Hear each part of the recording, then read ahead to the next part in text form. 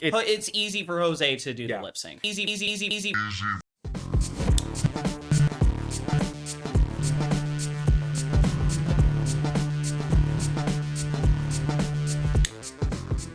These microphone presets won't work for ASMR. At least not that kind. ASMR. Attack on Titan. All right, let's just go ahead and get into the review. Did you record? Yeah, it's recording. Oh, we were recording. Yeah, we were recording the entire time. Well,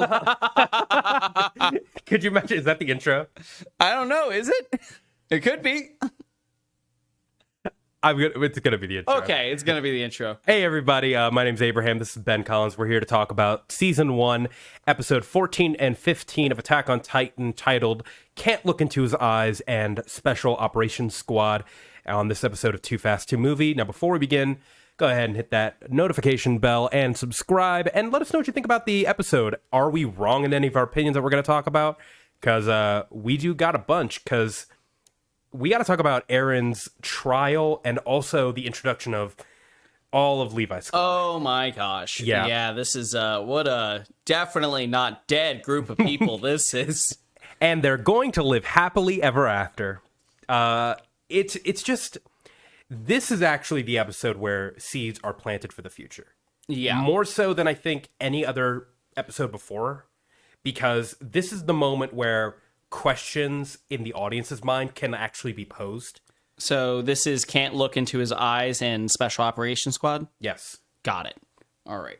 Did you ask me what the title was again? Wait, what? Yeah, I don't think you'd read the title. I did. Oh, what? Yeah. Oh, God, did I just space out? You did. Fuck. Entirely. Ah!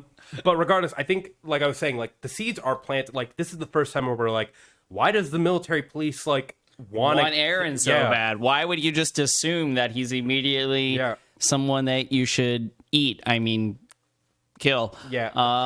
Why did you kill those two Titans that Hanji was doing research on? You know, like, who would do such a thing and why? I really liked the because this really sets up the actual meat of the show, and this is like the section that like my partner got to this episode, but we didn't get to at the start of the female Titan arc. But like these episodes are like okay, so it's gonna be a political thriller. Got it. Pretty much. Let's go ahead and just jump into the recap, because we got a lot of political shit to talk about. So, Eren's trial goes without a hitch, kind of. The military first accuses him of being a deceiver of humanity and who wishes to destroy all of humanity, which isn't relevant in any way at all. No. And Erwin speaks simply and bluntly about the scouts' intentions, using Eren to reclaim Wall Maria. When Mikasa testifies that Eren tried to hurt her in his Titan form, Eren lashes out at the MPs, but Captain Levi quickly asserts his dominance and kicks his teeth in. He shows everyone in the courtroom that even if he goes out of control, he can easily kill him. And with that, he is given over to the scouts. And his teeth can regenerate. Isn't that fun? Yeah! I mean, it's better than nothing. But anyways, after Eren joins the scouts, he meets everyone on Levi's squad. One of these members is Hanji, a Titan fanatic, who's conducting experiments on two Titans that were captured during the 2FAST operation. Their names being Sawney and Bean, with very strange names. Later in the episode, the two Titans are mysteriously killed in the night. As Hanji freaks out and many people look at the site of lost research, Erwin pulls Eren aside and asks him the question that will carry on for 3 seasons. Who is the enemy? That's the ultimate question. Oh. And it's something that we don't even, like, really understand fully. Like, if you told me where this story was going to go after he said that, if you just went, like, who is the enemy? Well, actually, it's another country on the other side, and they have child soldiers over here. Yeah, it's like the easiest conclusion that you could probably reach is that the military is creating Titans and keeping people trapped. That is initially exactly where I thought the story was going to go. I thought that it was going to be a complete I was initially really worried that it was going to be a Full Metal Alchemist Brotherhood ripoff. Yeah. Like, I completely was just like, Oh, it's the fucking... It's just the military. It's just the military. Again. Yeah. Not international conflict time. I didn't even consider that. That was an option because, the show pretty much sets up, oh, yeah, there's one country. Yep. And it's easy to believe because you're like, Titans roam the outside of the walls and they kill on sight. Yeah. So it's like, how, like... There's only one way to do that, and it would be dystopia. Yeah. Like, maybe there would be communes, but, like, you're thinking, like, this is, like, it. Yeah. And also, the military police, it's also not hard to sell because the military police are a bunch of fucking dipshits. Yeah. Who want Eren killed in the beginning, and you're like, why would you want him killed? He literally just plugged the hole in the wall. Like, yeah, he seems like the most vital asset in order to deal with this situation. Yeah. Let him do his thing. Maybe you deal with him after the fact, because, you're the military, and I don't ever believe that the military would not fucking deal with him after the fact. Yeah. Because, as we know, he becomes very dangerous when left to his own devices. Well, that's the thing that we actually now have to think about, because in this moment, this is like basically the ground zero for what will be the next conflict, 3 seasons. like the conflict of paradise and like all of the shit that happens, like the uprising, the coup d'etat. So the question that we need to ask is, are the MPs bad? Or I guess a better question is, are they a necessary evil? Are they justified in being that necessary evil? Because like, they do bad things. They torture people. Yeah. I think they killed Armin's parents. Fun fact, very small tidbit that they mention, Armin's parents rented a hot air balloon to try and escape the walls.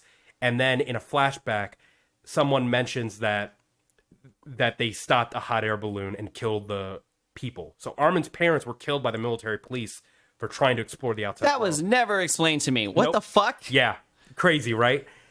They do a bunch of crazy shit on the down low. But was it, like, knowing where the show's going? Well, it's weird because there's this massive...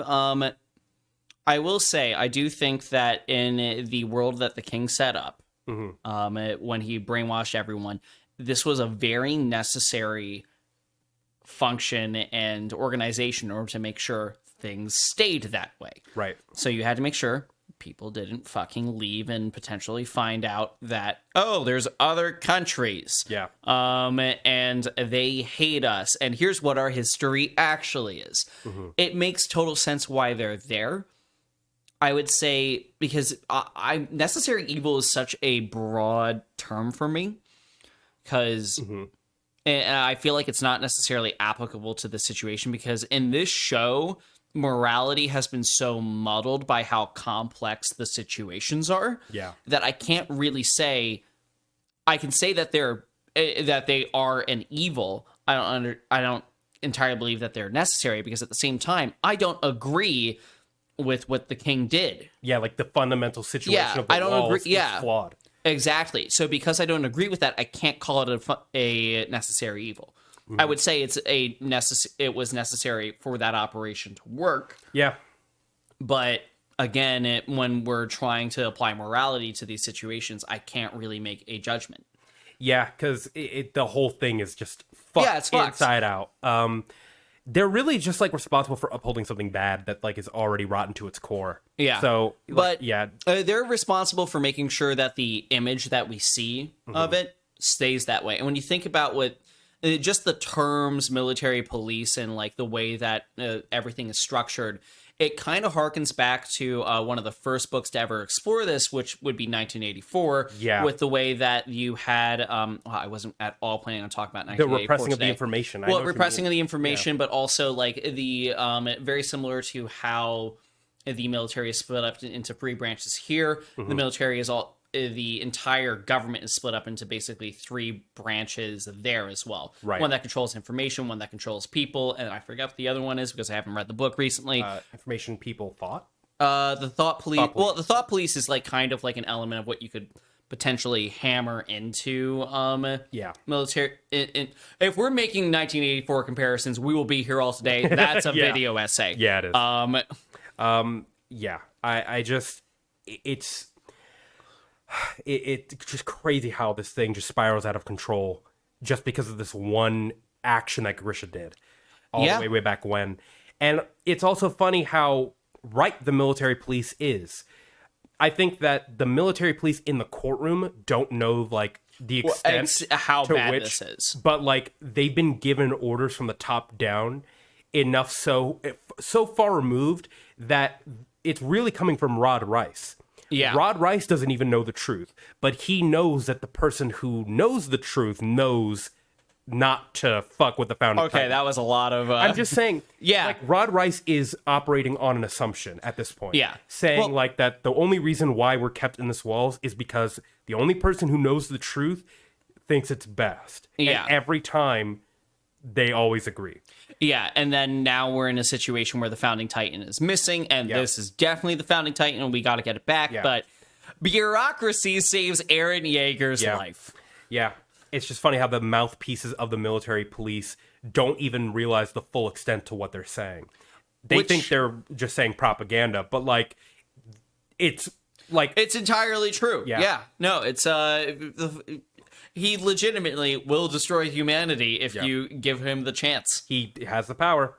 You wrote down something while I was doing the read. There was teeth regeneration. What do you want to talk about? You want to talk about teeth regeneration? I mean, you seem to be a little bit weirded out by that being a thing. Like, here's the thing. Like, it's a fucking magic system. Like, you say teeth can regenerate, fucking fine. You say that, like, you know, you can chop off your leg and be fine after. Like, okay. Like, it's okay. You seemed really hung up on it. It's just, you know, you get one of them. I don't know. Is it like the fact that you wish that the regeneration only happened when they turned into a Titan, or is it like a... No, I just, like, I feel like regeneration, like... It's the one thing that your body makes two of. Well, also, no, it kind of makes sense, because if you kick your teeth in, like, you get the roots. Like, it grows back the bone. It's technically a bone. I'll allow it. Okay. Fuck. There we go. I was about to say, have you ever seen, like, a baby's skull? Like, there's, like, so many pockets of teeth. You mentioned baby skull before we started recording, and I was wondering when you were going to bring it up. I needed the natural segue. Otherwise, I can't just be like, baby skull. That's going to be the thumbnail. Baby skull. All right. Let's talk about the two titular characters of Captain Levi's squad. Levi and Hanji. Hange, at this point, is her own squad, though. You're right. She has her own squad. She has her own squad at this point. But we don't care about Hanji's squad. Yeah, Hange squad is not important. Yeah. There's Moblet, who, like, that's he the only... smells things. Yeah. Which, very interesting character. Totally forgot he existed. Yeah, it's kind of crazy how much they give these guys personality. Yeah. Like, and character traits, more so than... We were just talking about this last episode. Like how we need to give character development, like, meaningful, so that when they die, we feel it. Yeah. Does this guy die? Yeah. Oh, okay, gotcha. I just wanted to I forgot if he died at any point on Han Squad, because I don't remember. He died all the way in season 3. Whoa! Yeah. Holy shit! He's the one who saved Hanji. Who pushed her into the well. Remember that? Yeah, that's Moblet. Forgot about him. Yeah, but everybody else on Levi's squad, dead. Yeah, I mean, I will say, like, there's a moment where you're, like, meeting these characters, and these characters are given a ton of personality. Yeah. Levi less so than Hanji, actually, I feel like. Yeah. Like, it's not that Levi doesn't have character. It's just the core of his character is, like...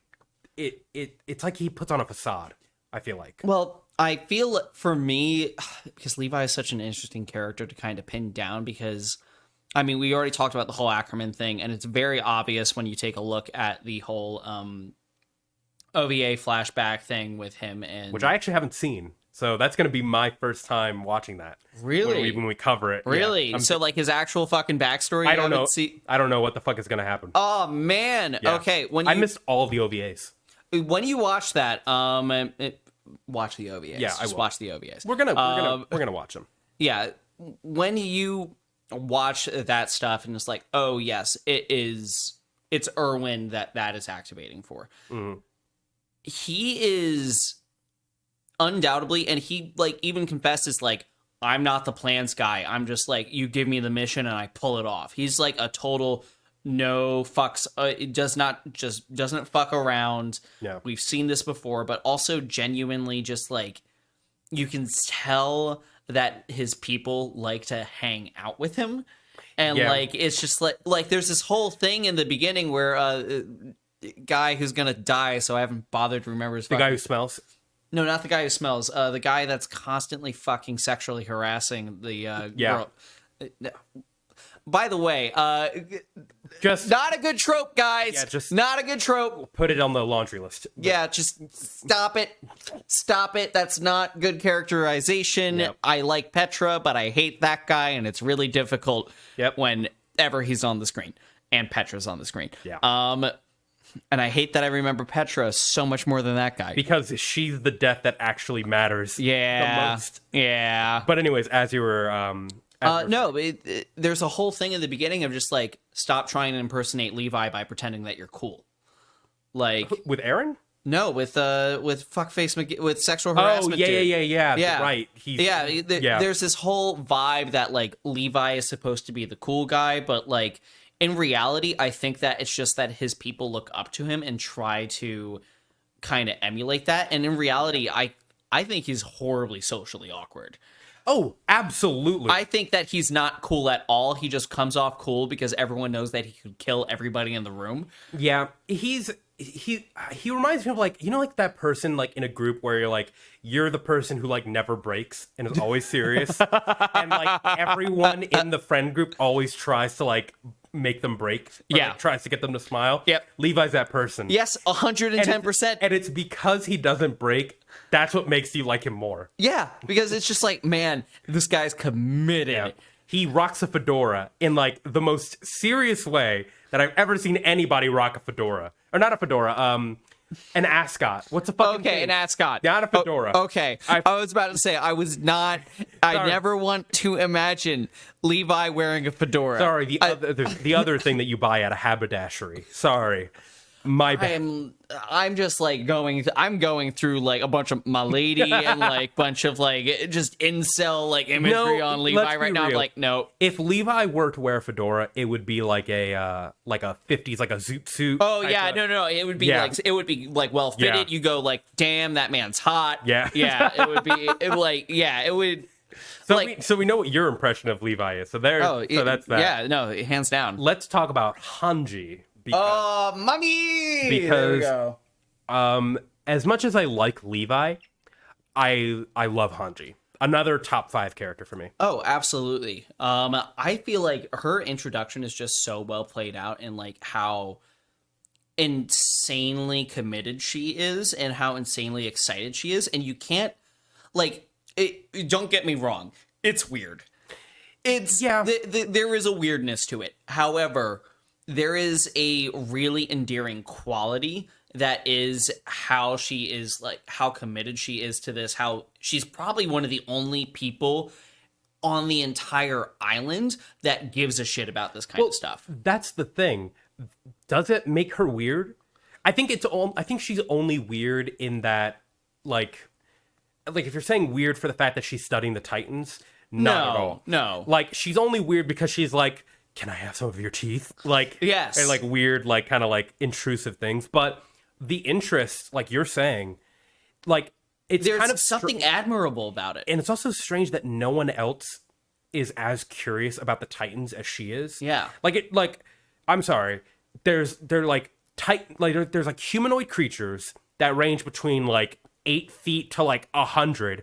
They are like crazy hot. They're like extremely lightweight and not dense. They don't eat. They don't sleep. They like, and you're like, what the fuck are they? What are these things? I'm sorry. I had to take a moment when you said they were extremely hot for some reason. I completely forgot about the temperature difference. I'm like, yeah, you kind of get that vibe from her, but like not as much as that. No, they are like, she's not like, oh, Titans. I mean, she is. There is like definitely a weird sexual undertone there, but honestly, like my way of like looking at that and like how not interested people are in this, I think that's in the episode, in all honesty. Driven by fear. Well, think about how many times you see her nearly get eaten while studying those Titans. Yeah. In all honesty, if those 2 Titans hadn't been killed, and if Eren hadn't showed up to change her focus of interest, I think she would have lived not as long. Yeah, probably. Like, I feel like there have probably been other people this curious, but the issue is it's a really dangerous topic to study. Yeah. And they don't leave bodies. Yeah. And also, like, you'd think that the military police would stop that. Like, What, the studying? Yeah. Like, I think that they probably would look at it and go, without a Titan shifter, there's like nothing to learn. nothing that you can learn. True. That's very That's true. the way that we know this magic system to work now is that the Titan shifters are really the only important Titans. The rest of them are just kind of mindless sacks of meat. Well, now that actually, we should talk about that because we actually get a little bit of information from these 2 Titans. So Sonny and Bean. These are 2 Titans that are like captured. Yeah. Something that they're trying to do is they're trying to communicate with them, and it's not like It's not working. proving out. No. But one thing that is mentioned in a later episode, I think, in a journal, is that there's actually a Titan that can speak. A non-Titan shifter that can speak. I remember this, yeah. That can, like, recognize faces. And that's actually something that we've seen in the show.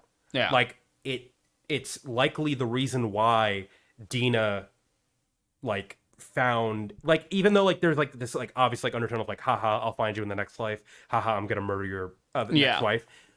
Titans aren't mindless in the way that we think they are. They have purpose.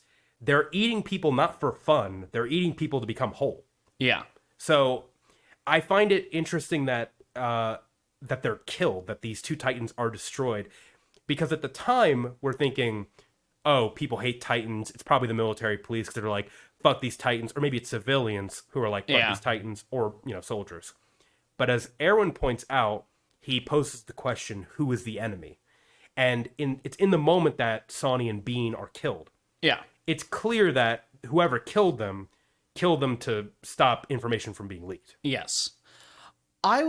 So we talked about this before taping, and I believe we know it to be Annie and Reiner, if I'm not mistaken. I think, yes. It's either that or Reiner and Bertold. Reiner would definitely be involved in something like this. Yeah.